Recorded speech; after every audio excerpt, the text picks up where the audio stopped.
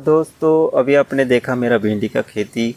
मैंने 5 अक्टूबर को भिंडी की खेती लगाया था। जैसे अभी ठंड का सीज़न चलता है, दिसंबर महीना चालू है, लगभग 55 से 60 दिन होने वाले हैं। अभी 10-15 दिन के अंदर मेरा भिंडी चालू हो जाएगा। जो किसान भाई ठंड के सीज़न में भिंडी की खेती करते हैं तो उसमें बहुत सारी प्रॉब्लम आती है, जैसे उसमें वायरस आ जाता है या फिर भिंडी में उत्पादन नहीं होता। तो मेरी चैनल को ज़रूर सब्सक्राइब करना, क्योंकि मैं कम जगह में भिंडी की खेती करता हूं, लेकिन एक नए टेक्नोलॉजी से खेती करता हूं। मैं कई सारी ट्रेनिंग्स लिया हूं, साथ में बहुत सारे किसान भाई को भिंडी का बोने का तरीका भी बताता हूं। आज भी सभी किसान भाई को मैं अपनी चैनल पे एकदम रियल जानकारी देने वाला हूं, ताकि किसान भाई को भिंडी की फसल अच्छी हो और उत्पादन भी हम उसको अच्छा होगा। नमस्कार दोस्तों, मैं हूं आपका दोस्त। मेरी यूट्यूब चैनल में आपका बहुत बहुत स्वागत। तो दोस्तों आज भी मैं अपने भिंडी की खेती में खाद चलाने वाला हूं। जो किसान भाई पहली खाद नहीं देते हैं या तो उसमें कंफ्यूज होते हैं कौन सी हमें पहली खाद देना चाहिए, तो रिज़ल्ट देख लीजिए। अभी जो मैं वापस एक बार खाद चलाने वाला हूं, जिससे क्या होगा, उसमें इतनी भिंडी आएगी आप सोच नहीं सकते। मैं तोड़ते तोड़ते थक जाता हूं, लेकिन भिंडी कम नहीं होती। मैं आपको दिखाने के लिए और सभी किसान भाई को समझाने के लिए इस वीडियो को बनाया था, और एक बार ज़रूर देख लेना। तो दोस्तों हम अलग टाइप से खाद चलाते हैं। ड्रिप इरिगेशन सिस्टम से अगर ये केमिकल फर्टिलाइज़र है और उसमें एक लिक्विड फर्टिलाइज़र है, दोनों को मिक्स करने से अगर आप ड्रिप इरिगेशन सिस्टम से चलाते हैं तो कई बार हमारी ड्रिप इरिगेशन सिस्टम जो जाम हो जाती है। तो आज मैं एक नए तरीके से खाद देना सिखाऊंगा, जिसमें मैंने सिगरेट खाद लिया हूं। जिससे क्या होगा, भिंडी को फसल को कई बार हम जड़ों को नुकसान होता है, तो उसमें बिल्कुल नुकसान नहीं होता है।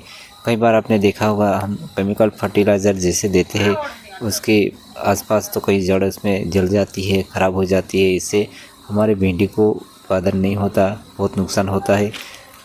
तो हम आज एक ऐसा तरीका बताएंगे जिससे भिंडी को कोई नुकसान नहीं होता, उसमें बहुत सारा उत्पादन है। तो मैंने लिया हूँ 19-19 खाद।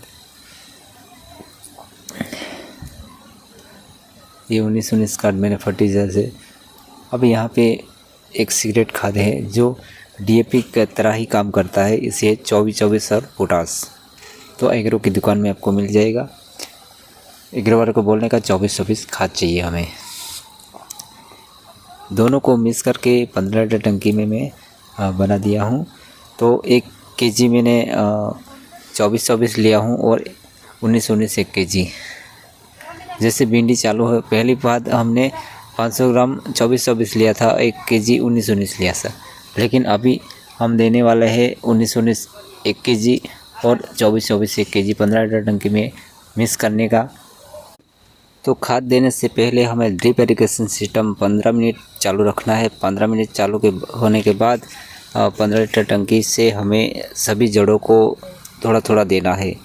इससे क्या होगा, बहुत फ़ायदा होता है। कई बार हम क्या करते हैं, ड्रिप इरिगेशन सिस्टम से पानी छोड़ते हैं तो उसका पानी का जो मात्रा है ज़्यादा हो जाती है। इससे हमारी खाद काम नहीं करती है। तो हम इस तरह से देते हैं, जिसे आप देख लीजिए मेरा रिजल्ट। पहली खाद में भी जब इस तरह से, अभी दूसरी खाद देता हूँ, तो अब रिज़ल्ट देख लीजिए कितना बढ़िया होगा। तो दोस्तों अगर मेरे चैनल पे पहली बार आए तो मेरे चैनल को ज़रूर सब्सक्राइब करना। नेक्स्ट वीडियो में आपको बताने वाला हूँ कि उसमें कितना उत्पादन होता है। यहाँ पे देख लीजिए भिंडी में पहली खाद में ही कितना स्टैंडर्ड निकली है। इससे क्या होगा, हम इसी तरह से अगर हम खाद देते हैं ना, तो क्या होगा, उसका जब भिंडी क्या होता है, हर तीसरे दिन हार्वेस्टिंग होती है, भिंडी तोड़ना पड़ता है।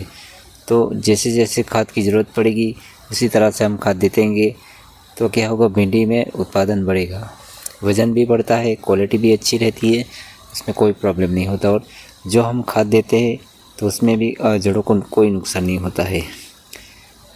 ये देख लीजिए अभी शुरुआत हो चुकी है भिंडी में। 10-15 दिन के बाद बहुत भिंडी चालू हो जाएगी।